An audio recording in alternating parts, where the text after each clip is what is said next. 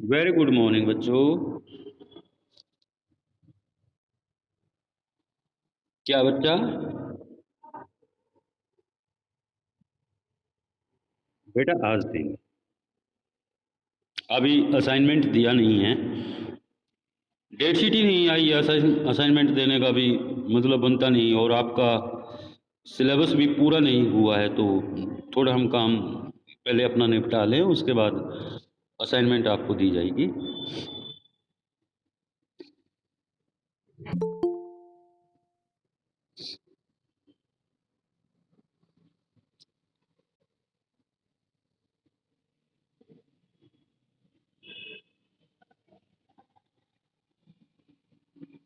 सबसे पहले तो मैं आप सब लोगों का स्वागत करता हूं,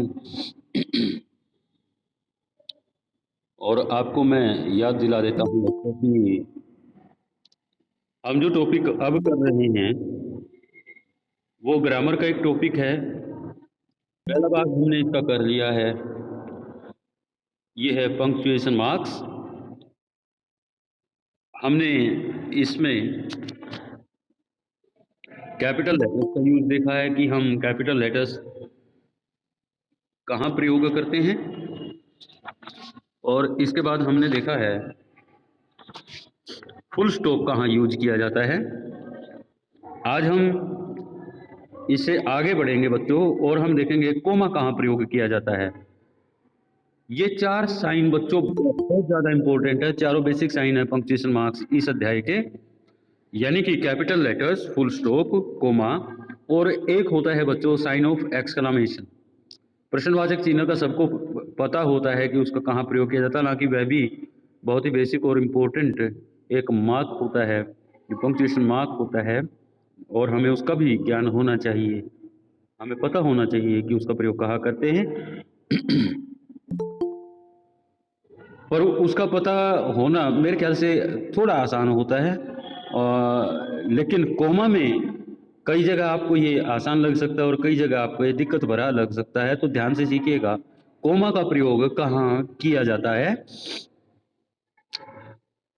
इससे पहले कि हम आगे बढ़े, मैं आपको बता दूं कि कुछ बच्चों ने ये मांग की थी कि पिछली जो पीरियड थी उसमें क्या पढ़ाया गया है, उसके बारे में एक वीडियो शेयर किया जाए। तो मैंने आपको बताया था कि ये वीडियो जो अभी हम पढ़ा रहे हैं, लेक्चर हम रिकॉर्ड कर रहे हैं, और उसको मैंने अपने यूट्यूब चैनल पे भी डाला था और आपके साथ लिंक शेयर किया था बच्चों।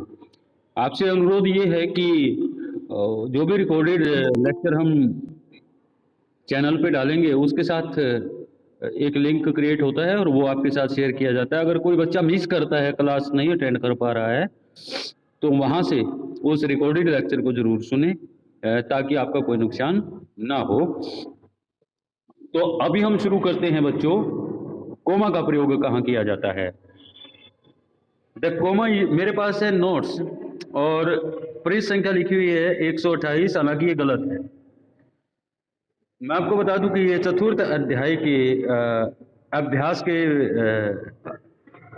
का जो कार्य दिया गया है आपके नोट्स में, उसमें व्याकरण का ये पाठ आता है, पंक्चुएशन मार्क्स, और इसमें कोमा तीसरा मार्क है जिसको हमने तैयार करना है। तो comma, the comma use to separate a series of words, ये सबसे पहला प्रयोग है बच्चों, ध्यान से आप करें। कोमा का प्रयोग किया जाता है शब्दों की एक श्रृंखला में शब्दों को एक दूसरे से अलग करने के लिए, यानी कि जब एक ही भांति के शब्द एक दूसरे के साथ एक श्रृंखलाबद्ध प्रक्रिया में आते हैं, तो हम एक दूसरे से उनको अलग करने के लिए उनके बीच में कोमा रख छोड़ते हैं। It's just a pause in the writing, यह लेखनी में एक ठहराव का प्रतिनिधित्व करता है। It marks of words in long sentences to make their meaning clear to the reader, जब लंबे लंबे वाक्यों का प्रयोग किया जाता है तो यह शब्दों को अलग अलग करता है ताकि उनका अर्थ पाठक को बिल्कुल समझ में आ सके। It specifies the omission of a word, इसका प्रयोग किया जाता है किसी शब्द को जब हम लुप्त कर देते हैं, जब हम उसे नहीं लिखते हैं, उस लुप्त जगह पर जहां पर कोई पर्टिकुलर शब्द होना चाहिए या फिर कोई पर्टिकुलर एक अक्षर अगर किसी शब्द से हम हटाते हैं बच्चों, वहां भी इसका प्रयोग किया जाता है, पर्टिकुलरली इन वर्ब, विशेष रूप से एक सॉरी क्रिया में। युवराज कैन डू दैट, युवराज वैसा कर सकता है। धोनी नेवर, धोनी कभी भी नहीं। धोनी कैन नॉट आना चाहिए था ना बच्चों, या कांट आना चाहिए था, कांट हमने हटा दिया, उसकी जगह हमने कोमा का प्रयोग कर लिया, यानी कि एक शब्द हमने हटा दिया है और जहां से वो शब्द हटाया है हमने, वहां पर हमने कोमा का प्रयोग कर लिया है। ये बहुत प्यारा एक उदाहरण दिया है, मैं पुनः दोहराता हूं।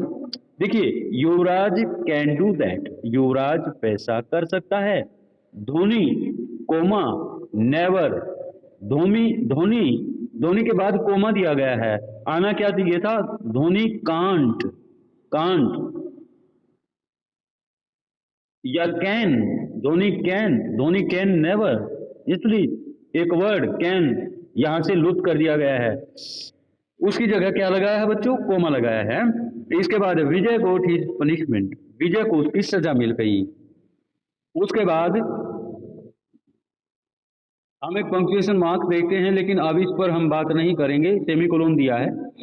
Vikram comma his prize, Vikram को उसका इनाम मिल गया। यहां भी एक वर्ब आती है बच्चों, गोट। विक्रम गोट हिज प्राइज आना चाहिए था, लेकिन गोट को हमने हटा दिया और उसकी जगह क्या लगाया है? कोमा लगा दिया। एक बार पुनः सुनिए पूरा वाक्य अब कैसे पढ़ा जा रहा है। Vijay got his punishment, semicolon, Vikram comma his prize, Vijay को उसकी सजा मिली, विक्रम को उसका इनाम मिला। इसके बाद हम आगे बढ़ते हैं बच्चों। तो पहला जो मुख्य प्रयोग है बच्चों, वो हमने देखा है कि कोमा का प्रयोग वहां किया जाता है जहां हम शब्दों को वाक्यों से हटा रहे होते हैं। विशेष रूप से जब हम किसी वाक्य से वर्ब को हटा देते हैं, उसकी पुनरावृत्ति नहीं करते, उसको नहीं दोहराते, तो ये दिखाने के लिए कि यहाँ हमने वर्ब को नहीं दोहराया है, उसको हटा दिया है, हमें कोमा लगा देते हैं। इसके बाद अगला प्रयोग बच्चों, the comma has to be used between words that do not belong together, comma का प्रयोग उन शब्दों के बीच में किया जाता है जो एक दूसरे से संबंध नहीं रखते हैं। The shirts were blue and brown, कमीजें नीली थी और भूरी थी। ब्लू एंड ब्राउन सेपरेटली, इसका मतलब है कुछ कमीजें नीली थी और कुछ कमीजें ब्राउन थी, भूरी थी। अलग अलग कमीजों की बात हो रही है ना बच्चों, इसलिए हमने अलगाव को दर्शाने के लिए इनफैक्ट कोमा का प्रयोग करते हैं। अगर एक ही कमीज में दोनों रंग होते तो हम क्या करते बच्चों? तब कोमा का प्रयोग नहीं करते। अब यहाँ अलग अलग कमीजों का अलग अलग रंग है, तो हमने कोमा का प्रयोग कर लिया है। Gulshan, Rajiv and Sanjeev are here, Gulshan, Rajiv और संजीव यहाँ हैं। इसके बाद बच्चों देखिए, इसमें एक महत्वपूर्ण बात है, ये अलग अलग लोगों की बात हो रही है, तो हमने यहाँ कोमा का प्रयोग किया है। इसके बाद नेक्स्ट रूल पे आइए, it separates the same parts of speech used in the same sentence. ये वो बात है जहाँ से हमने कोमा पढ़ना शुरू किया था, तो ये नियम आया था, हमने इस पर डिटेल में बात नहीं की थी, क्योंकि मुझे एक अंदाजा था कि आगे चलकर डिटेल में या एक्सप्लेनेशन के साथ इस बात को इस पार्ट में रखा जाएगा, और वो चीज हो रही है। इन्होंने क्या कहा है, देखिए हमने क्या पढ़ा था शुरू में, जहां से हमने कोमा का प्रयोग देखना शुरू किया था, हमने पढ़ा था बच्चों कि कोमा का प्रयोग एक जैसे शब्दों को एक दूसरे से अलग करने के लिए किया जाता है। अब ये एक जैसे शब्द कौन से होते हैं? सेम पार्ट ऑफ स्पीच, यानी कि लगातार वर्ब्स इकट्ठी आ जाएं बहुत सारी, लगातार नाउन इकट्ठे आ जाएं, लगातार एडवर्ब्स आ जाएं, ठीक है, लगातार प्रोनाउन आ जाएं, ठीक है। यानी कि same part of speech means grammar के आधार पर जो 8 प्रकार के शब्द होते हैं बच्चों, वो 2 या 2 से अधिक इकट्ठे आ जाएं तो हम कोमा का प्रयोग करते हैं। अब देखिए यहाँ उदाहरण से आपको समझ में आ जाएगा। मैगी इज स्मार्ट, एक बात हो गई, फिर कोमा लगा के इंटेलिजेंट एंड कॉन्फिडेंट। देखिए मैगी की तीन विशेषताएं बताई गई हैं। मैगी क्या है? स्मार्ट है, इंटेलिजेंट है, कॉन्फिडेंट है। अब यहाँ पर स्मार्ट, इंटेलिजेंट, कॉन्फिडेंट तीन एडजेक्टिव दिए गए हैं, राइट। तीनों सेम पार्ट ऑफ स्पीच हो गए ना, क्योंकि तीनों एडजेक्टिव हो गए। तो हमने क्या किया बच्चों, स्मार्ट और इंटेलिजेंट के बीच में तो लगा दिया कोमा।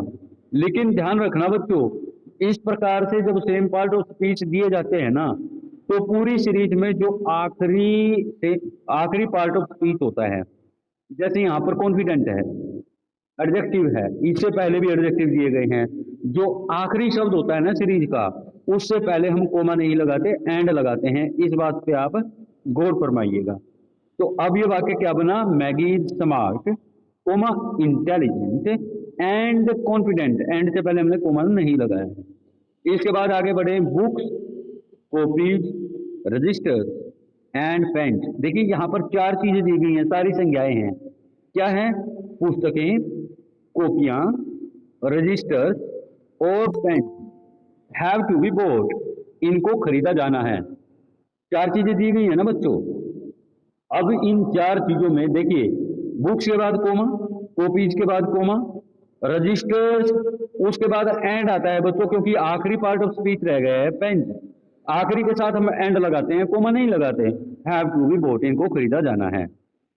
इसके बाद अगला एग्जाम्पल है, भगत ग्रोन्ड, वेल्ड एंड स्क्रीम्ड। यहाँ पर वर्ब दी गई हैं इकट्ठी, तीन वर्ब होगी बच्चों। देखिए, ग्रोन्ड कोमा लगा दिया हमने, वेल्ड उसके बाद एंड लगाया, क्योंकि बस एक ही शब्द और आएगा इस कैटेगरी का, और वो है स्क्रीम्ड। भगत कराहा, रोया और चीखा इन पेन, दर्द से, व्हेन ही वाज हिट, जब उसको चोट मारी गई। नेक्स्ट रूल बच्चों, it is used to separate two or more nouns in opposition. ये बहुत महत्वपूर्ण है, इसका प्रयोग किया जाता है। ये मेरे ख्याल से चौथा रूल है, आप मार्क कर लें। इसका प्रयोग किया जाता है अपोजिशन में संख्या को एक दूसरे से अलग करने के लिए। अब ये अपोजिशन में संख्या होना क्या होता है बच्चों? देखो, मैं आपको दो उदाहरण दूंगा। पहले मैं एक उदाहरण देता हूं। कविता, जो कि हमारी कक्षा की सबसे बुद्धिमान लड़की है, वह आज नहीं आई। ये एक एग्जाम्पल हो गया ना। कविता, इसके बाद हमने क्या कहा? हमारी कक्षा की सबसे बुद्धिमान लड़की आज कक्षा में नहीं आई। अब यहाँ पर दो चीज हैं, एक तो हो गया कविता, एक जो हमारी कक्षा की सबसे बुद्धिमान लड़की है, ठीक है, या हमारी कक्षा की सबसे बुद्धिमान लड़की, आप ऐसा भी कह सकते हो, कविता हमारी कक्षा की सबसे बुद्धिमान लड़की। जब हम इस तरह एक नाउन देते हैं, फिर उसको खोल के बताते हैं, उसके बारे में कोई एक्स्ट्रा इंफॉर्मेशन देते हैं, तो इसको हम नाउन इन अपोजिशन होना कहते हैं। यानी एक नाउन दे दिया, फिर उसका एक्सप्लेनेशन कर दिया। दूसरे देखिए, मैं इंग्लिश में एक एग्जांपल देता हूं। इंडिया एन एंशिएंट कंट्री, ये कोमा लगा के लिखते हैं हम, India comma an ancient country comma has withstood all attacks on it. यानी कि भारत ने, जो कि एक पुरातन देश रहा है, अपने ऊपर सारे हमले झेले हैं।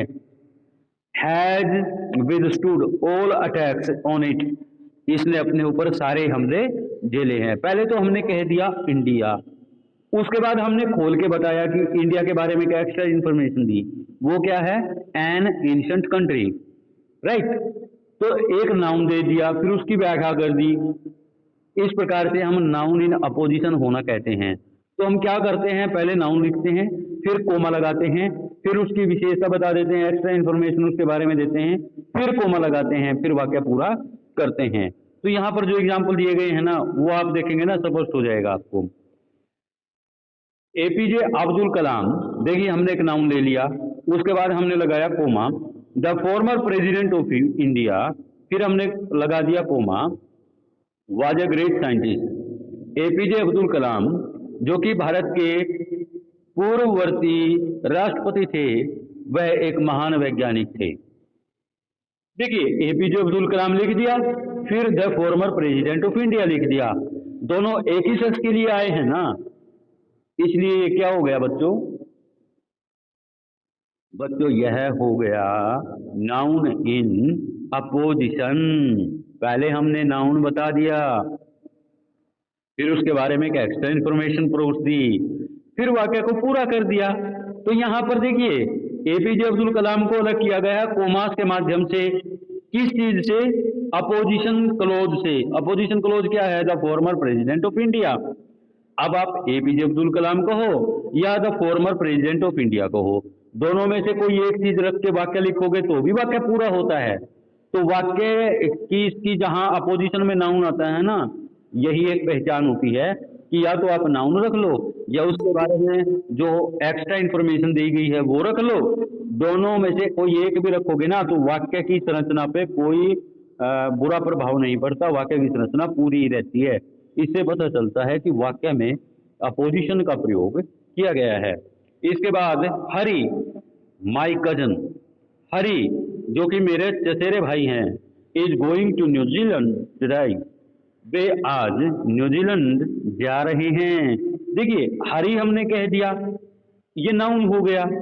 फिर हमने इसकी अपोजिशन प्रस्तुत की। अपोजिशन में हमने क्या कहा? My cousin. और माई कजिन को हरी से कोमा लगा के अलग किया गया है, और माई कजिन को जो rest of the part of the sentence है उससे भी कोमा से अलग किया गया है। तो जहां भी अपोजिशन नाउन क्लोज आती है उसको हम कोमा लगाकर अलग करते हैं बच्चों, पूरे वाक्य से और नाउन से। मेरे ख्याल से आप सबने ये बात समझ ली होगी। इट इज यूज्ड बिफोर और and but when these conjunctions are used to combine sentences. यानी कि इसी बात को आगे बढ़ाते हुए जहां और एंड बट जैसे कंजक्शन आते हैं और वाक्यों को जोड़ा जाता है आपस में, उनसे पहले भी कोमा का प्रयोग किया जाता है। मतलब ये जो कोऑर्डिनेटिव कंजंक्शन होते हैं ना बच्चों, जब कंजंक्शन हम स्टडी करेंगे तो जरूर आपको बताएंगे कि कोऑर्डिनेटिव कंजंक्शन क्या होते हैं। बहरहाल 3 महत्वपूर्ण कंजंक्शन यहाँ दिए गए हैं, आप तीनों को याद कर लें। और एंड बट, और एंड बट, मैं फिर दोहराता हूं, और एंड बट, ये 3 कोऑर्डिनेटिव कंजंक्शन होते हैं।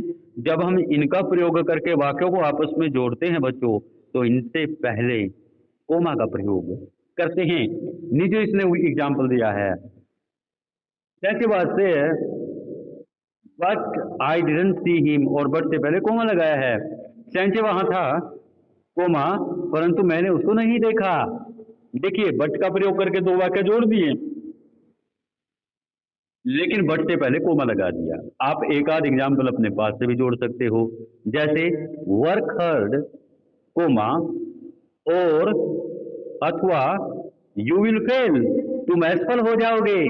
वर्क हार्ड कोमा और यू विल फेल, या तो आप मेहनत करो नहीं तो आप असफल हो जाओगे। तो हमने वहां और से पहले कोमा लगा दिया। इस प्रकार से 3 महत्वपूर्ण कंजंक्शन है बच्चों, इन्हें हम कोऑर्डिनेटिव कंजंक्शन बोलते हैं।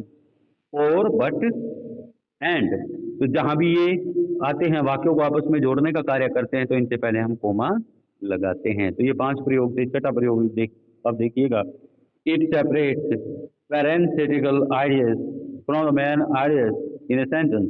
एक वाक्य में जो पैरेंथेटिकल विचार होते हैं, अब ये पैरेंथेटिकल विचार क्या होते हैं? कोई विशेष विचार, यस प्लीज, जिसको बताना जरूरी हो लेकिन वो पूरे वाक्य में अगर आ नहीं रहा, या पूरा वाक्य अगर हम उनको ब्रैकेट में ना रखें, पैरेंथेसिस में ना रखें, तो वो पूरे वाक्य का खेल बिगाड़ देते हैं, ग्रामेटिकल संरचना पे बुरा प्रभाव डालते हैं। हम उनको अलग से बताते हैं ब्रैकेट का प्रयोग करके, राइट। जैसे यहां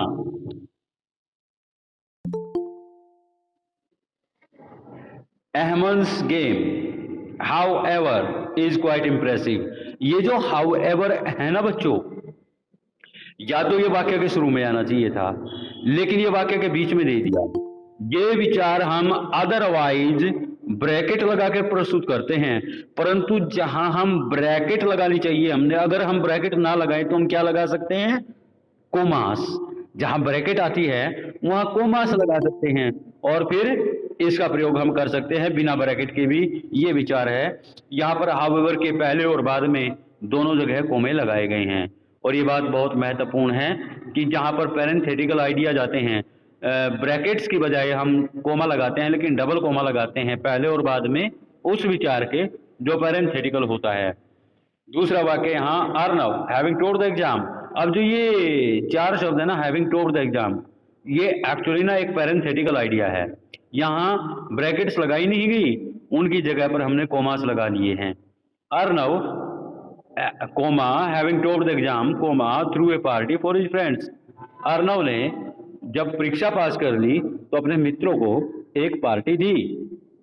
इसके बाद मेरे ख्याल से सातवां प्रयोग आ गया है, it is use to address people. जब हम लोगों का संबोधन करते हैं तो जो शब्द हम संबोधन के लिए प्रयोग करते हैं ना बच्चों, उसके तुरंत बाद एक कोमा आता है, आप ध्यान देना। यानी कि आप किसी को नाम लेकर बुलाना चाहें, जैसे तो आप किसी को आवाज दे रहे हो, सुनीता कोमा मेरी बात सुनिए, उसके बाद नो वाक्य पूरा करते हैं। यानी कि आप सुनीता बोलते हैं, उसके बाद कोमा लगाते हैं, उसके बाद वाक्य पूरा करते हैं। जो संबोधन वाला शब्द होता है उसके ठीक बाद कोमा लगाते हैं। इसके बाद madam kindly pass the salt please, madam कृपा करके नमक इधर कीजिए। राइट, हमने मैडम के नाम से संबोधित किया है किसी को, उसके बाद हमने कोमा लगाया है, फिर अपनी बात कही है। यहाँ एक बात महत्वपूर्ण है बच्चों, प्लीज का प्रयोग है। देखिए तीन शब्द होते हैं, yes no please, yes no please. अगर इनका प्रयोग वाक्य के आखिरी शब्द के रूप में ना हो तो इनके बाद हमेशा कोमा आता है बच्चों। ये आपके नोट्स में नहीं दी गई ये बात, मैं अदरवाइज आपको बता रहा हूं। अगर इनका प्रयोग वाक्य के अंतिम शब्द के रूप में नहीं हो तो इनके बाद हमेशा कोमा आता है, यस नो प्लीज। लेकिन अगर इनका प्रयोग वाक्य के अंतिम शब्द के रूप में हो तो इनसे पहले कोमा आता है। यहाँ प्लीज वाला यानी हिस्सा आपको परेशान कर सकता है ना, तो हमने उस पर फोकस किया है। अब मैडम वाले में तो कोई दिक्कत नहीं, ऊपर हमने सर के बाद कोमा लगाया था, नीचे हमने मैडम के बाद कोमा लगा दिया है, उसके बाद हमने कहा है kindly pass the salt. Right, लेकिन फिर प्लीज और रख दिया हमने, और प्लीज से पहले कोमा भी है, तो इसको कैसे जस्टिफाई करोगे? अगर यस नो प्लीज वाक्य के अंतिम शब्द हो तो इनसे पहले कोमा लगाते हैं, अगर ये अंतिम शब्द नहीं है तो इनके बाद में कोमा लगाते हैं। इसके बाद आठवां जो रूल है ना बच्चों, कोमा हम कहाँ प्रयोग करते हैं? It separates the coordinate clause in a compound sentence. I came, I saw, I conquered. देखिए यहाँ क्या है, कोऑर्डिनेट कंजंक्शन, कोऑर्डिनेट क्लॉजेज क्या होती हैं पहले तो ये समझ लें आप। प्रिंसिपल क्लॉज एक कोऑर्डिनेटिव क्लॉज होती है, विशेषकर तब जब यह दूसरे प्रिंसिपल क्लॉज के साथ आपस में जुड़ी होती है, चाहे हमने वहां पर कोऑर्डिनेटिव कंजंक्शन का प्रयोग किया हो अथवा नहीं किया हो। ध्यान दें, ऊपर हमने पढ़ा है एंड, बट, और, ये तीन कोऑर्डिनेटिव कंजंक्शन होते हैं जो क्लॉजेज को आपस में या वाक्यों को आपस में जोड़ने के काम आते हैं। और ये कौन से वाक्यों को जोड़ते हैं? जो ऑलरेडी कोऑर्डिनेटिव होते हैं, यानी कि जो प्रिंसिपल क्लॉज होते हैं अपने आप में, उन वाक्यों को ये जोड़ते हैं। अब यहां पर क्या है बच्चों, ध्यान दें, आई केम आगे आना चाहिए था एंड, नहीं आया कोई बात नहीं। आई सा, उसके बाद फिर आना चाहिए था एंड, कोई बात नहीं। आई कॉन्कर्ड, मैं आया, मैंने सब कुछ देखा और मैंने फतेह हासिल की या मैंने संसार को जीत लिया। यहां पर क्या है, बेशक कंजंक्शन नहीं भी दिए गए हैं तो भी यहाँ पर कोमा का प्रयोग करके इन अलग अलग सेंटेंसेस को यानी कि अलग अलग क्लॉजेज को आपस में जोड़ दिया गया है। इसके बाद father is in his office, sister is in the college. यहाँ पर फिर से दो अलग अलग कोऑर्डिनेटिव क्लॉजेज हैं, यानी कि प्रिंसिपल क्लॉजेज हैं, जिनको आपस में जोड़ दिया गया है। इसके बाद बच्चों, it is used to separate an adverbial clause from the principal clause. पहले तो आप यह समझ लो कि प्रिंसिपल क्लॉज होता है, मोटे तौर पे मैं आपको बता दूं, प्रिंसिपल क्लॉज वो वाक्य होता है, देखिए मोटे तौर पे, जिसमें कोई कंजंक्शन नहीं होता। अगर हम कोऑर्डिनेटिव कंजंक्शन को छोड़ दे तो राइट। इसमें कोई कंजंक्शन नहीं होता है बच्चों, और बट एंड को तो आप अलग रखिए, बाकी कोई कंजंक्शन इसमें हार्डली आपको मिलेगा, जो मिलेगा उस पर अलग से बात करेंगे। ये मैंने मोटे देसी तरीके से आपको इसकी एक पहचान बताई है, इसे आप एक बार पकड़ लो, 75% आपकी समस्या दूर हो जाएगी। ठीक है। कोऑर्डिनेटिव क्लोज क्या होती है, एक प्रिंसिपल क्लोज होती है। एक प्रिंसिपल क्लोज क्या होती है, जिसमें कोई कंजंक्शन नहीं होता है। ठीक है। और विशेषकर सबऑर्डिनेटिव कंजंक्शन, जो सबऑर्डिनेट क्लोज को प्रिंसिपल क्लोज के पास लेके आता है। अब हम क्या देख रहे हैं बच्चों, जब एक एडवर्बल क्लोज क्या होती है, एक सबऑर्डिनेटिव क्लोज होती है बच्चों। देखिए क्लोज दो प्रकार की हैं। कौन कौन सी क्लोज होती है, एक तो प्रिंसिपल क्लोज जिसमें कोई कनेक्टर नहीं होता, दूसरी होती है सबऑर्डिनेटिव क्लोज जो हर हाल में किसी न किसी कनेक्टर से ही शुरू होती हैं। अब जो किसी न किसी कनेक्टर से शुरू होने वाली क्लोजेज है ना, ये तीन प्रकार की होती हैं। एक नाउन क्लोज, एक एडवर्ब क्लोज, एक एडजेक्टिव क्लोज। अब जो ये तीन क्लोजेज है ना, एडवर्ब, एडजेक्टिव और नाउन क्लोज, ये तीनों के तीनों सबऑर्डिनेट क्लोज बोलते हैं इनको। ठीक है। तीनों में से कोई भी हो, इनमें से यहाँ नियम क्या दिया गया है, जब एडवर्बल क्लोज को प्रिंसिपल क्लोज से जोड़ते हैं तो हम कोमा का प्रयोग करते हैं। व्हेन दे केम बैक, ये एक एडवर्बल क्लोज है बच्चों, टाइम कनेक्टर से शुरू होती है, व्हेन से शुरू होती है। इसके बाद हमने यहाँ पर देखा है एक प्रिंसिपल क्लोज को, they found the house burgled, जब वे वापस आए उन्होंने घर में सेंधमारी को पाया। उन्होंने घर में सेंधमारी को पाया, ये एक प्रिंसिपल क्लोज है बच्चों, जिससे पहले कोमा का प्रयोग किया गया है। दूसरे वाक्य में देखिए, if you do not work hard, if से शुरू हुई है, ये भी एक एडवर्ब क्लोज है, adverb close of condition. Right. उसके बाद हमने कोमा का प्रयोग देखा है, फादर विल बी एंग्री, पिताजी नाराज होंगे, यदि आप कठोर मेहनत नहीं करते हो तो पिताजी नाराज होंगे। ये जो वाक्य है ना, फादर विल बी एंग्री, ये प्रिंसिपल क्लोज है, लेकिन इससे पहले if you do not work hard, ये एक एडवर्ब क्लोज है बच्चों, इसको प्रिंसिपल क्लोज से जोड़ा गया है, बीच में एक कोमा लगाया गया है। और लास्ट नियम शायद नौवां नियम है बच्चों, it is use before and after words, इसका प्रयोग किया जाता है उन शब्दों के पहले और बाद में, phrases of clauses that are introduced to the main idea in a parenthetical way.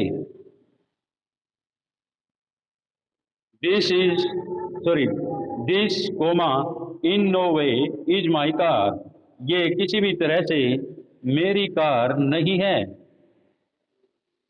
ये एक वाक्य दिया गया है बच्चों। It is used before and after phrases or clauses that are introduced to the main idea in a parenthetical way.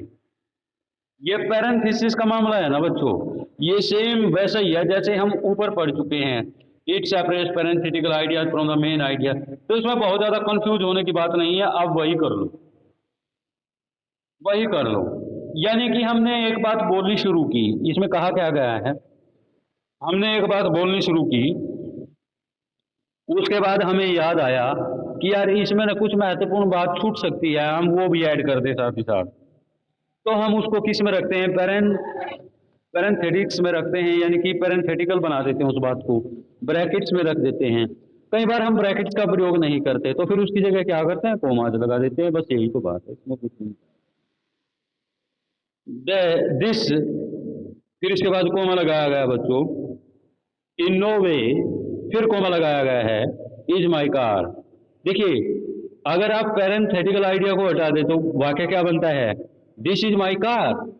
लेकिन बात इससे कुछ उलट है, इसके उलट बात कही जा रही है, तो पैरेंथेसिस में एक चीज जोड़ दी, इन नो वे, किसी भी तरह से, या किसी भी तरह से मेरी कार नहीं है। उसके बाद दूसरा वाक्य है, द यंग गर्ल्स, युवा लड़कियां, ऑन सीइंग द डॉल्स, गुड़ियाओं को देखकर, जंप विद जॉय, खुशी से उछलने लगी। तो ऑन सीइंग द डॉल्स, ये पैरेंथेटिकल आइडिया है, एक एक्स्ट्रा बात बताई गई है जो कि महत्वपूर्ण है पूरे वाक्य के लिए, इसको ना कोमा से अलग कर दिया गया बाकी सारी चीजों से। तो इसके साथ ही बच्चों आपका कोमा का चैप्टर ये पूरा होता है पंक्चुएशन में। 8 फ्लो नियम हमने देखे हैं बच्चों। सबसे महत्वपूर्ण बात बताऊं मैं क्या है आपको, पूरा क्रश मैं बता देता हूं इस आज के लेक्चर में जो हमने पढ़ा है उसका। आप कोमा का प्रयोग कीजिए वहां जहां सेम पार्ट ऑफ स्पीच यानी कि एक जैसे शब्द यानी कि एक बार अगर हम एडजेक्टिव यूज करना शुरू करें तो कई बार एडजेक्टिव ही यूज करते चले जाएं। नाउन साथ में रखे तो बहुत सारे नाउन ही साथ में रखते चले जाएं। वर्ब साथ में रखे तो वर्ब ही प्रयोग करते चले जाएं। जब इस प्रकार से सेम पार्ट ऑफ स्पीच हम यूज करते हैं तो उन सब को एक दूसरे से कोमा से अलग कर देते हैं। अंतिम शब्द को छोड़कर जिससे पहले एंड लगाया जाता है वहां पर कोमा नहीं लगाता। अब इसके साथ दूसरी बात क्या है, जब हम किसी शब्द को विलुप्त करते हैं ना बच्चों, यानी कि दोहराते नहीं, दोहराने से छोड़ देते हैं, उसकी जगह हम कोमा लगा देते हैं। हम ये दिखाने की कोशिश करते हैं कि जो शब्द हमने पहले यूज किया है वाक्य में उसको 2 बार यूज ना करें, इसके लिए हमने कोमा यूज कर दिया। ठीक है। और तीसरी और महत्वपूर्ण बात यह है बच्चों कि जब हम किसी का संबोधन करते हैं तो जो संबोधन वाला शब्द होता है ना, जैसे हम कहें फादर हेल्प मी, फादर लिखा फिर हमने कोमा लगा दिया, पिताजी मेरी सहायता कीजिए, मदर प्लीज अलाउ मी। इस प्रकार से जब हम किसी को संबोधित करते हैं तो हम उसके बाद कोमा लगा देते हैं। ये एक इंडिकेशन होता है कि हमने इस शब्द को जो कि संबोधन के लिए यूज किया है इसको हमने दूसरे वाक्य पूरे वाक्य से बाकी के वाक्य से अलग कर दिया है। और अंतिम महत्वपूर्ण बात है बच्चों, जब हम पैरेंथेटिकल आइडिया यूज करते हैं यानी कि कुछ एडिशनल इंफॉर्मेशन देना चाहते हैं किसी चीज के बारे में, वहां पर हम उस आइडिया के पहले और बाद में दोनों जगह कोमे लगाते हैं। इसके एग्जाम्पल आपकी बुक में कहीं दिए गए हैं, जैसे this in no way is my car, this इसके बाद कोमा, इन नो वे उसके बाद comma, is my car, yes please. I hope कि आपकी समझ में आया होगा। ये पंक्चुएशन मार्क जिसे हम कोमा कहते हैं इसका अध्याय अभी हमने पढ़ा है। अगर कोई क्वेश्चंस हैं आपके तो आप बता सकते हैं, पूछ सकते हैं।